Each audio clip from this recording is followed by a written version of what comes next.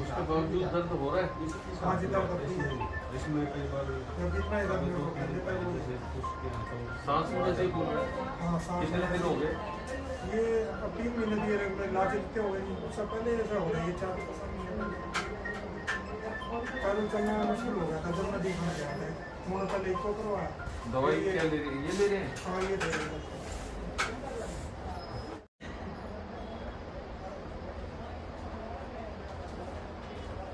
दर्द कब से हो रहा है ये? अब तो अच्छा हो गया, कम साल भर के लिए होगा वैसे तो। वैसे मार्च में मैंने चक्कर का जनवरी में करवाया, उसके बाद में मार्च में लिख गया था।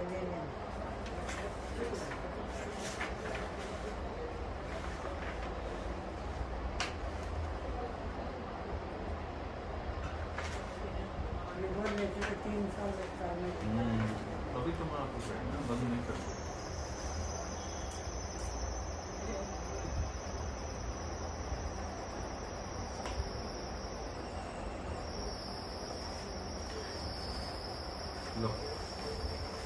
खान पीन के लिए जी, हैं? खान पीन के लिए खान पीन खाते थे, कोई बात नहीं, दवाई चलेगी, दवाई पे ठीक है ये।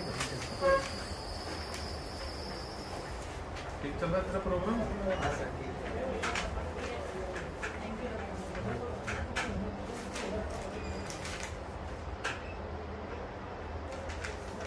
आज एंट्री नहीं करी? नहीं अभी कर रही हूँ सर, टाइम तो नहीं मिला। हाँ ना, कल मैं बोला है सर को और डॉक्टर बबली को बुलवा दिया पीएमओ साहब को।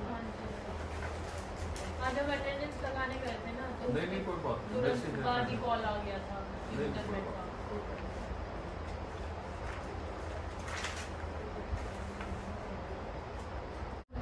डॉक्टर साहब, गर्मी का मौसम शुरू हो गया है, तापमान भी बढ़ रहा है, तो ऐसे में जो तेज बुखार उल्टी दस्त के रोगी हैं उनको कितनी एहतियात बरतनी पड़ेगी?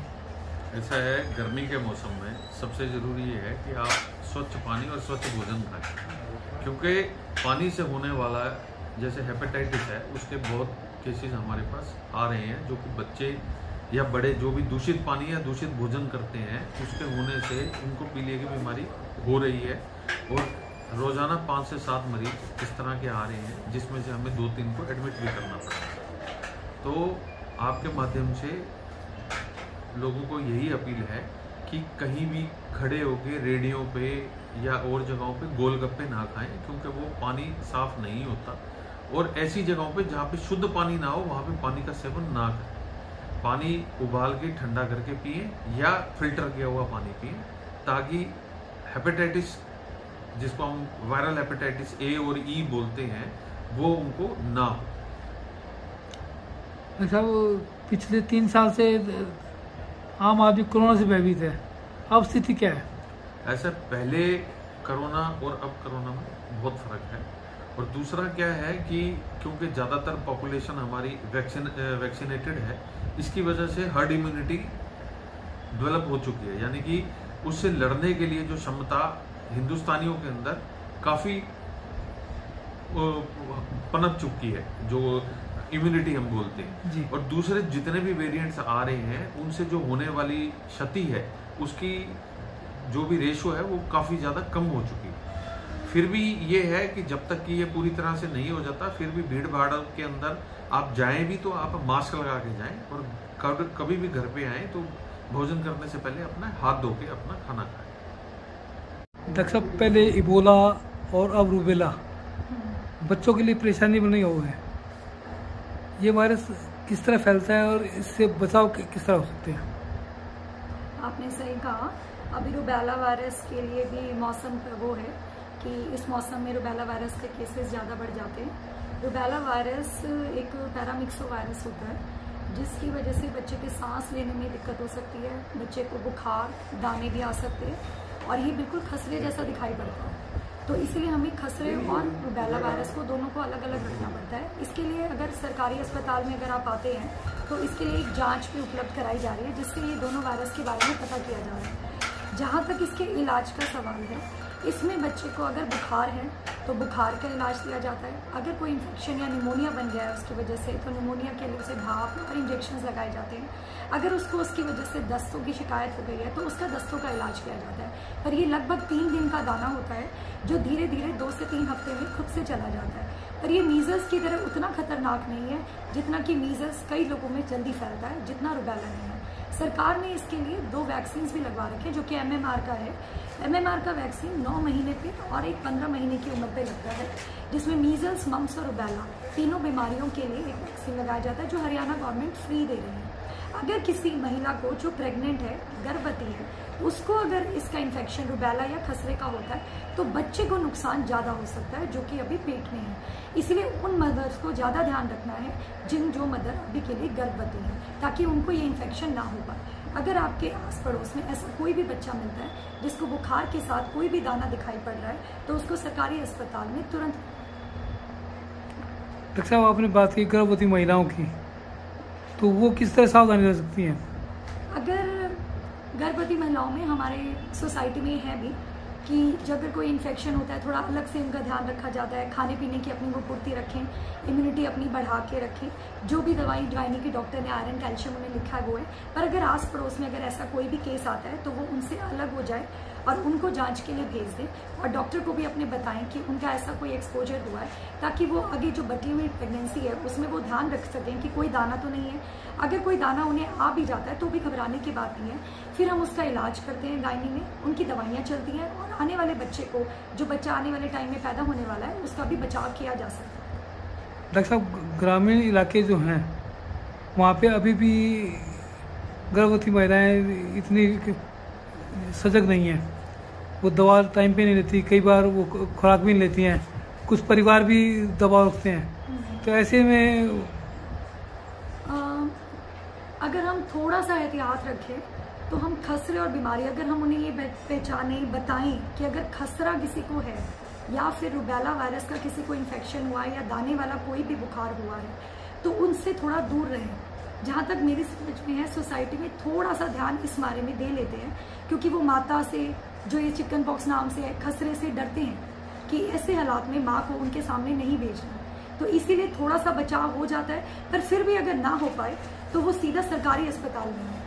अगर डॉक्टर साहब खाने पीने की बात करें तो किस प्रकार का खाना महिला को दिया जाए? संतुलित मात्रा में, अगर हर चीज़ का कार्बोहाइड्रेट, फैट, प्रोटीन मात्रा में दी जाए, दूध, सब कुछ, तो फिर वो इस इन्फेक्शन से बचा जा सकता है, इम्यूनिटी बचाई जा सकती है।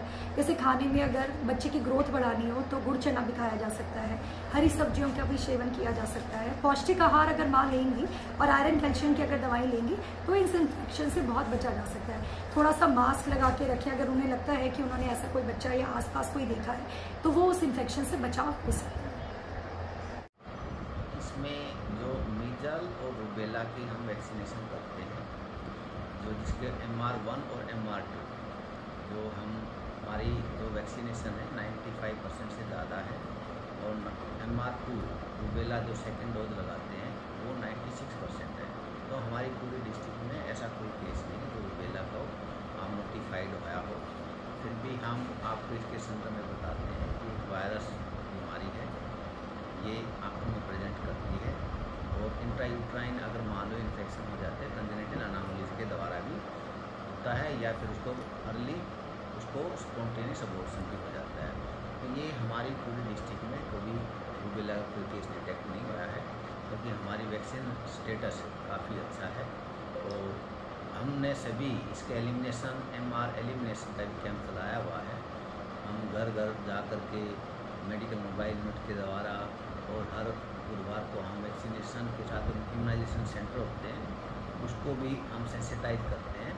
और अब तो हमने जो MR एलिमिनेशन के लिए मुहिम चला रखी है कि ये बीमारी है मीजल और रूबेला, ये हम एलिमिनेशन की तरफ बढ़ रहे हैं, नहीं कि कोई इसका केस आ रहा है। डॉक्टर साहब, प्रदेश भर में ऐसे मामले कई जगह आ रहे हैं, कई जिले प्रभावित भी हुए इससे। भिवानी इसमें हो सकता है, आपने कोई डाटा किसी हरियाणा में आया हो तो अवगत कराएं, ताकि हम उसको दूसरी डिस्ट्रिक्ट में। देखिए, लेटेस्ट गुड़गांव में पेशेंट्स आ रहे हैं रूबेला के। रूबेला के हमारी डिस्ट्रिक्ट में नहीं है, अगर गुरुग्राम में आए हैं तो वहाँ के, क्योंकि गुरुग्राम एक काफ़ी मेट्रोपॉलिटन सिटी है, उसमें इधर उधर के स्टेट के लोग आते रहते हैं, माइग्रेंट की पॉपुलेशन काफ़ी है। तो ऐसे होगी तो उसको हम नोटिफाइड करवा करके और DGHS हेल्थ जो सर्विसेज है वो काफ़ी गंभीर है, कोई भी बीमारी आती है तो उसको कंटेनमेंट जल्दी कर लेती है। डॉक्टर साहब, बात करें कोरोना की, पिछले लंबे समय से सरकार ने भी कहा कि कोरोना से एक वेरिएंट और आ रहा है, फिलहाल स्थिति क्या है? देखो, अभी तक पिछले 2 या 3 हफ्ते से हमारे कोई भी एक्टिव केस नहीं है और हमारी एवरेज जो टेस्टिंग है 500-600 डेली होती है। और आपको इसलिए जो हम सोच रहे थे कि वेरिएंट तो एक स्वाभाविक होता है, इतने साल में जो वायरस होगा उसकी प्रोडक्शन जो होती है उसके अनुसार इवोल्व हो जाता है। लेकिन हमारी जो डोज है वैक्सीनेशन की, वो हमारी जो फर्स्ट डोज है वो 100 से ऊपर है, सेकंड डोज भी 95 से ज़्यादा है, प्रिकॉशनरी डोज है वो हमारी 11% है, जो बाकी और डिस्ट्रिक्ट से अच्छी है। लेकिन अभी हमारे कोई केस नहीं है और हम जो हिदायतें दे रखी थी कि भाई मास्क पहनो, सोशल डिस्टेंस रखो, गैदरिंग ज़्यादा हो वहाँ मत जाओ, इसका पालन किया है। और अभी तो WHO ने भी ये डिसाइड कर लिया है कि अभी कोरोना की कोई ये एपिडेमिक बीमारी नहीं रही। हाँ डॉक्टर साहब, अगर वैक्सीन की बात करें तो क्या वैक्सीन उपलब्ध है हमारे पास? वैक्सीन अभी हमने आज से 2-2.5 हफ्ते पहले हमारी VC हुई थी, उन्होंने दिशा निर्देश दिए थे कि भाई जो भी वैक्सीन है उसको आप डिमांड करें। वो हमने डिमांड भेज रखी है, जैसे वैक्सीन आएगी दिशा निर्देश आएंगे उसके हिसाब से हम प्रिकॉशनरी डोज या जो भी जिसकी आएगी उसको हम लगाएंगे। एट प्रेजेंट हमारे पास कोई वैक्सीन नहीं। कब तक आने की उम्मीद है डॉक्टर साहब? देखो, प्रिक्योरमेंट ये तो HMSCL का और सरकार का डिसीजन है, उसके ऊपर मैं तो क्या कमेंट करूँगा। नहीं, यानी कि उम्मीद है कि वैक्सीन आएंगी। हाँ, तो जब भी ज़रूरत होगी सरकार उसको तत्परता से परचेज करेगी और हर डिस्ट्रिक्ट में डिस्ट्रीब्यूट करके उसको दिशा निर्देश देंगे, उसको हम पालन करेंगे। डॉक्टर साहब, गर्मी का मौसम शुरू हो गया है, तापमान निरंतर बढ़ रहा है, तो ऐसे में जो ग्रामीण इलाके हैं वहाँ पे ज़्यादा समस्या होती है। इसमें जो है तापमान अभी 2-3 दिन से काफ़ी आया हुआ है और सरकार के द्वारा हीट वेव के जो दिशा निर्देश दिए गए हैं उसके अनुसार हम हर PHC CHC पर दे दिए गए हैं। और हम सभी लोगों को प्रार्थना करते हैं कि ज़्यादा धूप के समय ना जाएं, अब निकलना पड़ता है तो अपने शरीर को ढक करके जाएं, ज़्यादा पानी पिएं और जो लिक्विड डाइट है उसका ज़्यादा सेवन करें। और हमने एक कंट्रोल करने के लिए कंट्रोल रूम भी बनाने जा रहे हैं, जो पहले कोविड का रूम होता था उसी को ही हम कन्वर्ट कर रहे हैं हीट स्ट्रोक की कंट्रोल रूम। तो उसको हमने दिशा निर्देश दे दिए हैं। इसके लिए हमने नोडल अफसर भी अधिकृत किए गए हैं। कोई भी हीट स्ट्रोक का जो पेशेंट आता है उसको प्रायोरिटी से देखा जाए। पहले टेंडेंसी ये रही है कि हम हीट स्ट्रोक के पेशेंट बनने ही नहीं दें, अगर आ जाता है तो उसका प्रॉपर ट्रीटमेंट। डॉक्टर, एक बात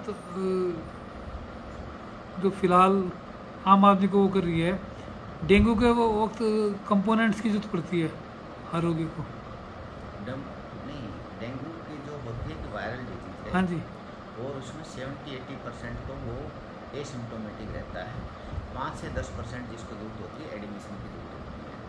अगर हम इसको वार्निंग साइन पर ध्यान दें, वार्निंग साइन यही होती है पल्स प्रेशर बहुत कम हो, रेस्टीज हो और प्लेटलेट 50,000 से ज़्यादा होकर के ब्लीडिंग लग जाए, तो उसको हम वार्निंग साइन को पहचानने की और उसको मैनेजमेंट की सभी को हमने ट्रेनिंग पिछले साल भी दे दी गई थी।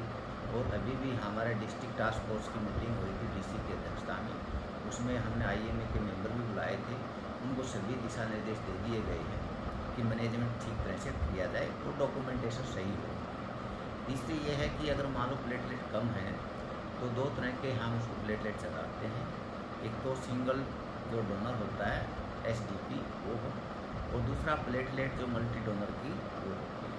हमारे पास जो है कंपोनेंट ब्लड सप्रेशन की ऑलरेडी यूनिट है।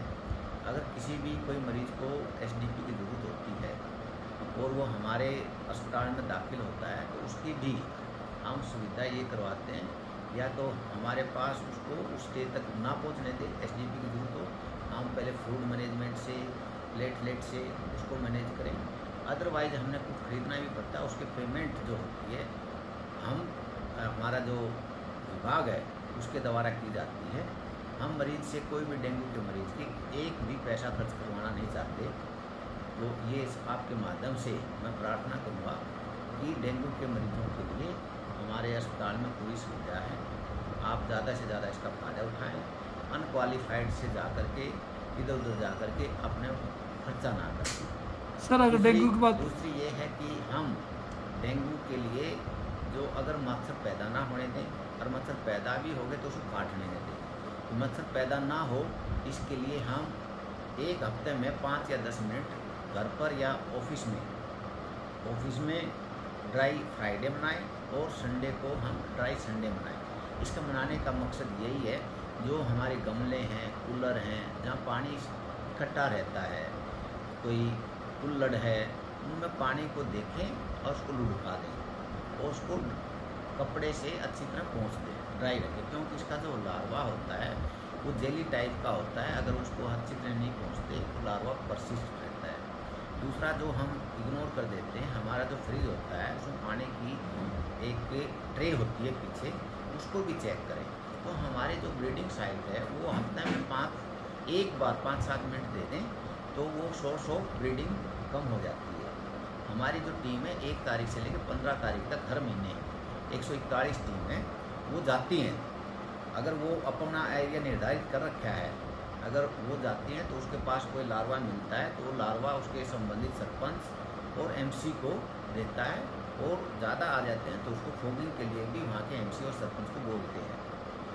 दूसरा, मच्छर अगर मान लो ऐसी सारी प्रक्रिया से बच कर के पैदा भी हो जाता है तो ये तकरीबन सुबह और शाम के टाइम में जब घूमते हैं तो हम फुल बाजू के, फुल लेग्स के, फुल स्लीव के कपड़े पहन करके वो हम वॉक करें ताकि उनको काटने की जगह नहीं मिले।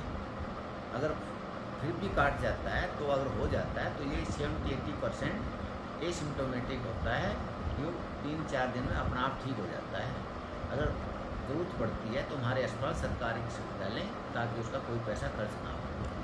सर डेंगू की टेस्टिंग काफ़ी कॉस्टली होती है सरकारी। डेंगू कोस्ट के लिए टेस्टिंग के लिए हमारा 25 नंबर 24x7 सैंपल लिए जाते हैं।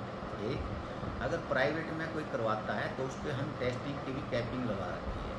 अलाइजा का जो टेस्ट करेगा वो डेंगू का बाई अलाइजा, उसकी रेट निर्धारित कर रखे हैं, वो 600 से ज़्यादा रुपये नहीं लेगा। ये सरकार ने दिशा निर्देश दे दिए हैं, और जितने भी IMA के डॉक्टर हैं, लैब हैं, उनको हमने दिशा निर्देश दे दिए हैं कि बाहर इससे ज़्यादा पैसा कोई नहीं ले, और कोई भी पॉजिटिव केस आता है वो डिक्लेयर होने से पहले हमें भी नोटिफाइड करें ताकि कोई लोगों में बिना फॉल्स पॉजिटिव की या उसकी धारणा से लोगों में भय ना फैले।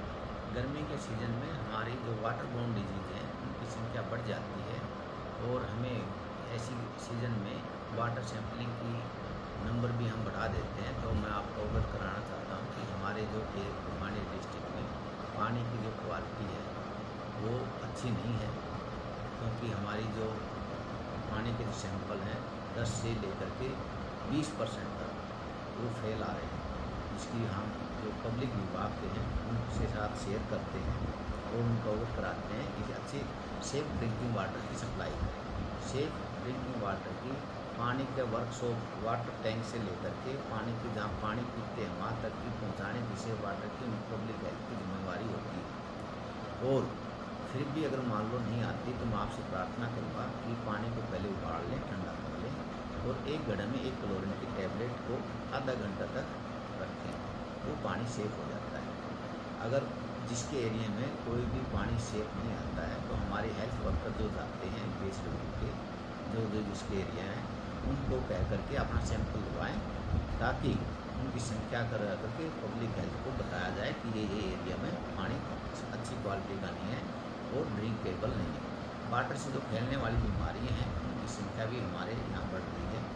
उससे उल्टी दस्त हो जाते हैं, मोती धारा, टाइफाइड हो जाता है, पीलिया हो जाता है, खास करके हेपेटाइटिस A और E। सेफ वाटर का होना बहुत ज़रूरी है। तो हमने जितने भी हमारे MPSW हैं इनको दिशा निर्देश दिए हैं कि सारी अपने एरिया में जा कर के वो कम से कम 100-150 डेली सैम्पलिंग टेस्टिंग करवाएं और टेस्टिंग के बाद उनकी जो भी रिपोर्ट आती है उस घर को जा कर के अवगत भी कराएं कि आपका पानी ड्रिंकेबल है और नॉन ड्रिंकेबल है। नॉन ड्रिंकेबल है तो वहाँ के हम जितने भी पब्लिक हेल्थ के जो एक्शन हैं उसको हम लिखित में और काफ़ी एक हमारे उपायुक्त महोदय को करते हैं ताकि उनके विरुद्ध अनुशासनिक कार्रवाई करें। सर शहर का 75% भाग ऐसा है जहाँ पे कंटेमिनेटेड वाटर आ रहा है, मिलावटी पानी। देखो इसके लिए हमारा जो स्वास्थ्य विभाग तो यही प्रार्थना करेगा कि पानी स्वस्थ सेफ मिले। इसकी जिम्मेवारी पब्लिक हेल्थ की है। पब्लिक हेल्थ को हम अवगत कराते रहते हैं और अगर मान लो पानी खराब आता है तो उससे पानी से होने वाली जो बीमारियां हैं उसको काफ़ी परिवार के ऊपर और मरीज के ऊपर बड़ा दुष्प्रभाव पड़ता है। उसका काम रुकता है, स्वास्थ्य खराब होता है, तो काफ़ी जाकर के लॉस होता है। इसको पब्लिक हेल्थ वाले गंभीरता से लें। हम जितनी भी पानी एरिया ख़राब आता है अगर उसको हम उबाल लेते हैं, ठंडा कर लेते हैं और एक घड़े में डाल करके क्लोरीन की टेबलेट डाल लेते हैं तो वो सेफ हो जाता है।